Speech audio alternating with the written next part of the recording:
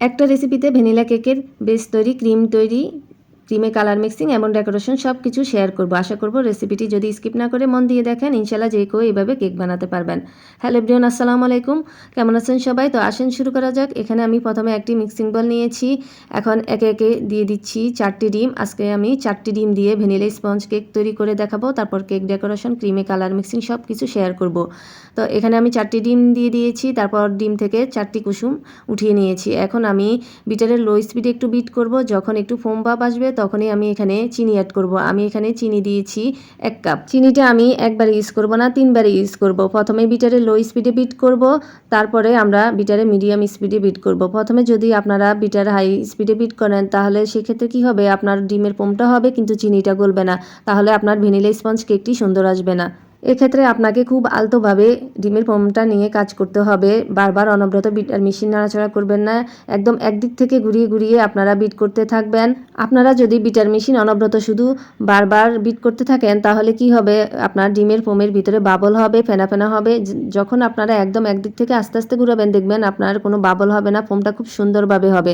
এই তো আমার ফোমটা রেডি, দেখতে পাচ্ছেন একটা লেখালেখি ভাব চলে আসছে। এখন স্প্যাচুলার মাধ্যমে আমি চারপাশ থেকে সমান করে মাঝে এনে দিলাম। তারপর আমি সেই ডিমের কুসুম দিয়ে দিচ্ছি 4টি ডিমের। এখন আমি এখানে দিয়ে দিচ্ছি 1/4 কাপ থেকে একটু কম তেল। আমি এখানে তেল ইউজ করব, আপনারা চাইলে তেল নাও ইউজ করতে পারেন। তারপর আমি এখন বিটার মেশিন দিয়ে মোট 30 সেকেন্ড বিট করব। বেশিক্ষণ বিট করব না, বেশিক্ষণ বিট করলে কি হবে, আপনার ডিমের ফোমটা নষ্ট হয়ে যাবে। খুব কম বিট করবেন একদম, যখন আপনারা ডিমের কুসুম এবং তেলটা ইউজ করবেন। তো এই তো আমার বিট করা শেষ। এখন আমি স্প্যাচুলার মাধ্যমে চারপাশ থেকে সমান করে এনে মাঝে এনে দিয়ে দিলাম। তো আপনারা অবশ্যই প্রথমে বিটারে লো স্পিডে বিট করবেন, তারপরে মিডিয়াম স্পিডে বিট করবেন। দেখবেন আপনাদের ডিমের ফোমটা একদম পারফেক্টভাবে হয়ে আসবে। ডিমের ফোমটা যদি পারফেক্টভাবে করতে পারেন তাহলে আপনার কেক অবশ্যই হবে। এখানে আমি শুকনো উপকরণ এখন ছেলে নিব। এখানে আমি 1 কাপ ময়দা দিয়েছি, আর দিয়ে দিয়েছি 1 চা চামচ বেকিং পাউডার, আর দিয়ে দিয়েছি ভ্যানিলা এসেন্স 1 চা চামচ। এখন আমি ছালনিতে ছেলে নিব। আমি যখন ভ্যানিলা এসেন্সটা দিয়েছি তখন আমার স্কিপ হয়ে গিয়েছে, আপনারা ক্ষমার দৃষ্টিতে দেখবেন। তো অবশিষ্ট অংশটা আমি ফেলে দিব। এখন আমি শুকনো উপকরণটা ভালো করে একটি চামচের সাহায্যে মিশিয়ে নিব। তারপর আমি এখন সেই ডিমের ফোমের সাথে অ্যাড করে দিচ্ছি। শুকনো উপকরণ আমি একবারই ইউজ করব না, আমি মোট 3বার ইউজ করব। প্রথমে অল্প একটু দিয়ে দিয়েছি, তারপর আমি এখন স্প্যাচুলার মাধ্যমে ঘুরিয়ে নিচ্ছি। এক্ষেত্রে আপনার হাতটা ঘুরবে না, শুধু স্প্যাচুলা দিয়ে ঘুরিয়ে নেবেন, তাহলে আপনার ডিমের ফোমটা নষ্ট হবে না। দেখতে পাচ্ছেন আমি 3বারে অ্যাড করেছি শুকনো উপকরণ, আমার হাতটা ঘুরে না, শুধু স্প্যাচুলাটা ঘুরতেছে। যদি আপনারা এভাবে মিশিয়ে থাকেন তাহলে দেখবেন আপনার আর ডিমের ফোম নষ্ট হবে না। ডিমের ফোমটার উপরে নির্ভর করে আপনার স্পঞ্জ কেকটা কি সুন্দর হবে নাকি হবে না। সেক্ষেত্রে আপনার স্পঞ্জ কেকটা খুবই ভালো হবে যদি আপনারা এভাবে কাজ করেন। এই তো কেকের বেসটা আমার রেডি হয়ে গিয়েছে। এখন আমি স্কোয়ার মোল্ডে ঢেলে নিচ্ছি। আমি এখানে 8.5 ইঞ্চি একটা স্কোয়ার মোল্ড নিয়েছি। আমি আগেই তেল ব্রাশ করে তারপরে কাগজ দিয়ে দিয়েছি। এখন আমি সম্পূর্ণটা দিয়ে দিচ্ছি। আমি ওভেনে দিয়ে দিব। আমি আজকে ওভেনে 160 ডিগ্রিতে মোট 30 মিনিট আমার সময় লাগবে, আপনাদের কম বেশিও লাগতে পারে। এখন একটি কাঠির সাহায্যে আমি চারপাশে ঘুরিয়ে দিচ্ছি। তারপরে আমি এখন হাতের সাহায্যে একটু ট্যাপ করে নিব। এভাবে করলে কি হয়, আপনার ভিতরে যে বাবল আছে ওই বাবলটা আর থাকে না। তো এই তো দেখতে পাচ্ছেন আমার স্পঞ্জ কেকটা খুবই সুন্দর হয়েছে। আমি র্যাপিং পেপার দিয়ে মুড়িয়ে দিয়েছি, তাহলে আর বাতাস ঢুকবে না। এখন আমি আপনাদেরকে দেখাচ্ছি। তো দেখতে পাচ্ছেন খুবই সুন্দর হয়েছে, খুবই স্পঞ্জ ভাব এসেছে। এভাবে যদি আপনারা কেক বানান অবশ্যই আপনাদের কেক পারফেক্ট হবে। তো এখন আমি আপনাদেরকে কেটে দেখাবো। আমি 3টি স্লাইস করে নিব। প্রথমে হাত দিয়ে চেপে তারপরে আপনি এভাবে কেটে নিতে পারেন। তো প্রথম স্লাইসটি কেটে দেখাচ্ছি, আমি আরেকটি স্লাইস আপনাদেরকে কেটে দেখাবো। দেখতে পাচ্ছেন এভাবে আপনারা নাইফ দিয়ে কেটে নিতে পারেন। তো আমার কেকটি কেমন হয়েছে অবশ্যই কমেন্ট করে জানাবেন, আর অবশ্যই আপনারা এইভাবে তৈরি করবেন কেক, দেখবেন খুবই সুন্দর হবে। আজকে আমি ইনস্টা হুইপ দিয়ে আপনাদেরকে ক্রিম তৈরি করে দেখাবো। এখানে আমি নিয়ে নিচ্ছি 1 কাপ ইনস্টা হুইপ ক্রিম। আমি 1 কাপ থেকে বেশি নিয়েছি, কারণ আমার কেক তো হচ্ছে 2 পাউন্ডের, এই জন্য প্রায় আমি 1.5 কাপের মতো ক্রিম নিয়েছি। এখন বিটার মেশিন দিয়ে লো স্পিডে বিট করতে থাকবো। প্রথমে আমি বিটারে লো স্পিডে বিট করব, তারপর আমি মিডিয়াম স্পিডে বিট করব। আমি সবসময় কি করি, বিটারের লো স্পিডে প্রথমে বিট করি, তারপরে আমি মিডিয়াম স্পিডে বিট করি। একদম যখন লাস্ট পর্যায়ে হয়ে আসে তখনই আমি হাই স্পিডে বিট করে নিই। তো এখানে আমি দিয়ে দিয়েছি 1 চা চামচ ভ্যানিলা এসেন্স। এখন আবারও বিট করে নিচ্ছি। কিছুক্ষণ বিট করে নেওয়ার পর আবারও স্প্যাচুলার মাধ্যমে ক্রিম চারপাশে নিয়ে এসে সমান করে দিয়ে দিলাম।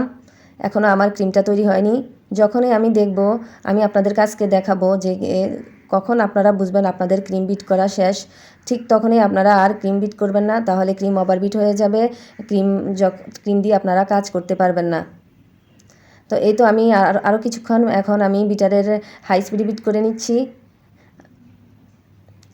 কিছুক্ষণ বিট করার পর আমি আবারও স্প্যাচুলার মাধ্যমে ক্রিম মাঝে এনে নিয়ে আসলাম। এই তো আমি আর কিছুক্ষণ বিট করে নিব। বিট করার পরে আপনাদেরকে দেখিয়ে দিচ্ছি কখন আমার ক্রিমটা একদম পারফেক্টভাবে রেডি হয়েছে। তো যখন দেখবেন এই যে বিটারের কাটা থেকে একদম ক্রিমটা কোনাকুনি ভাব আসছে, তখনই বুঝবেন যে আপনার ক্রিম রেডি, একদম পারফেক্ট। তখন আর ক্রিম বিট করবেন না, তাহলে ওভারবিট হয়ে যাবে। তো এখন আমি আপনাদেরকে কেকটা ডেকোরেশন করে দেখাবো। তো প্রথমে আমি একটু বোর্ডে ক্রিম লাগিয়ে নিচ্ছি, তারপরে আমি এখানে প্রথমে কেকের একটি স্লাইস দিয়ে দিয়েছি। উপরে যে স্লাইসটি প্রথমে আমি নিচে দিয়ে দিচ্ছি, তারপর এখন এখানে আমি সুগার সিরাপ দিয়ে দিচ্ছি। আমি এখানে মিল্ক সিরাপ দিয়ে দিচ্ছি, আপনারা চাইলে পানি আর চিনি দিয়ে সুগার সিরাপটা নিয়ে নিতে পারেন। তো আপনারা যদি মিল্ক সিরাপ দেন তাহলে সেক্ষেত্রে আপনার কেকটি অনেক মজার হয়, খেতে খুবই ভালো লাগে। তো এখন আমি পাইপিং ব্যাগের সাহায্যে ক্রিম লাগিয়ে নিচ্ছি। অবশ্যই আপনারা পাইপিং ব্যাগের সাহায্যে ক্রিম লাগিয়ে নেবেন, তাহলে দেখবেন আপনার কেকটা খুব তাড়াতাড়ি ফিনিশিং আনতে পারবেন। তারপরে এখন আমি প্লেট নাইফের সাহায্যে চারপাশে সমান করে দিয়ে দিচ্ছি। প্লেট নাইফের সাহায্যে চারপাশে সমান করে দিলাম। এখন আমি কেকের আরেকটি স্লাইস দিয়ে দিচ্ছি। হাতের সাহায্যে আমি দেখব চারপাশে সমান আছে কিনা। তো আমি এই তো কেকের দ্বিতীয় স্লাইসটি দিয়ে এখন আমি এখানে দিয়েছি সেই মিল্ক সিরাপ, আবারও দিয়ে দিচ্ছি। তো এই তো মিল্ক সিরাপ দেওয়া শেষ। তারপর আমি সেই একই প্রসেসে আবারও পাইপিং ব্যাগ দিয়ে ক্রিম লাগিয়ে নিচ্ছি। তো এই তো চারপাশে ক্রিম লাগানো শেষ। তারপর আমি মাঝখানেরগুলা ভরাট করে দিয়ে দিচ্ছি। ক্রিম লাগানো শেষে তারপর আমি আবারও প্লেট নাইফের সাহায্যে চারপাশে সমান করে দিব। চারপাশে সমান করে দেওয়ার পর তারপর আমি একদম একটু সাইড দিয়েও ক্রিমটা টেনে দিব, তাহলে আর আপনাদের ওই যে কেকে যে গুঁড়ি গুঁড়ি ভাবটা আসে, ওই গুঁড়ি গুঁড়ি ভাবটা আর আসবে না। তো এখন আমি আবারও প্লেট নাইফের সাহায্যে একটু টেনে দিলাম। তারপর আমি লাস্টে যে স্লাইসটি, ওই স্লাইসটি আমি দিয়ে দিচ্ছি। তারপর আমি হাতের সাহায্যে একদম সমান করে দিয়ে দিয়েছি চারপাশে। এখন আমি আবারও সেই মিল্ক সিরাপ দিয়ে দিচ্ছি একদম সব পাশে দেওয়ার পর তারপর আমি এখন এখানে দিয়ে দিচ্ছি ক্রিম। প্রথমে আমি এখানে একটু হোয়াইট ক্রিম দিয়ে দিচ্ছি। আমি এখন অল্প একটু ক্রিম দিয়ে তারপরে একটু কোট করে নিব। তো উপরে আমি একটু প্লেট নাইফের সাহায্যে চারপাশে ক্রিম লাগিয়ে নিয়েছি যেন কেকের গুঁড়ি গুঁড়ি ভাবটা না আসে। তো এখন আমি স্প্যাচুলা দিয়ে কিছুক্ষণ টেনে দিব সাইড দিয়ে, তাহলে আর গুঁড়ি গুঁড়ি ভাবটা আসবে না। আপনারা যদি এভাবে আজকে আমি যেভাবে কেকটা ডেকোরেশন করছি এভাবে যদি ডেকোরেশন করে থাকেন তাহলে দেখবেন আপনার কেকটা খুব সুন্দর হবে। আমি উপরে হোয়াইট ক্রিম দিয়ে কোট করে নিয়ে তারপর আমি এখানে আরেকটি কালার ইউজ করব। এখন আমি ফ্রিজে কিছুক্ষণের জন্য রেখে দিব, নর্মাল ফ্রিজে। তারপর আমি এখন এখানে অফিস কিনে আগেই ক্রিমের সাথে অরেঞ্জ কালার মিশিয়ে নিয়েছি। আমি আজকে অরেঞ্জ কালার দিয়ে কেকটি ডেকোরেশন করব।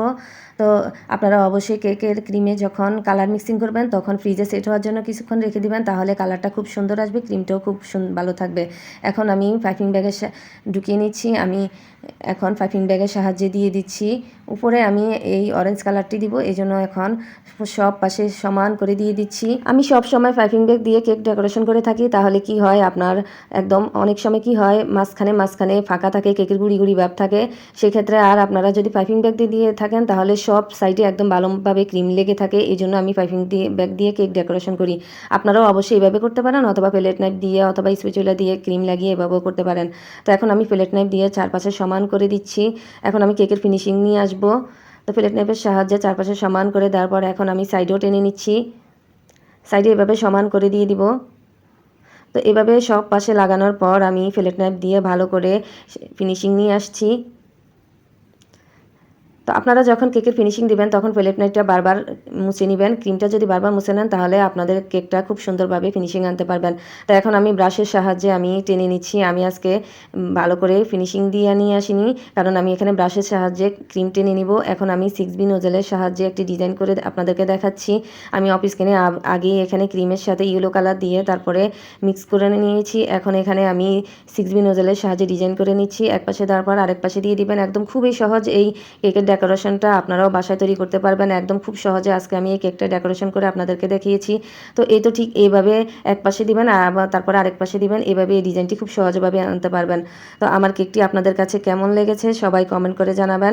আজকে আমি যেভাবে কেক বানিয়েছি ভ্যানিলা স্পঞ্জ কেক এবং কেক ডেকোরেশন করেছি, আপনারাও এভাবে করবেন। সবাই ভালো থাকবেন, সুস্থ থাকবেন, ভুল ত্রুটি হলে ক্ষমা করে দিবেন। সবাই আমার পাশে থাকবেন, লাইক কমেন্ট শেয়ার করে দিবেন। আল্লাহ হাফেজ।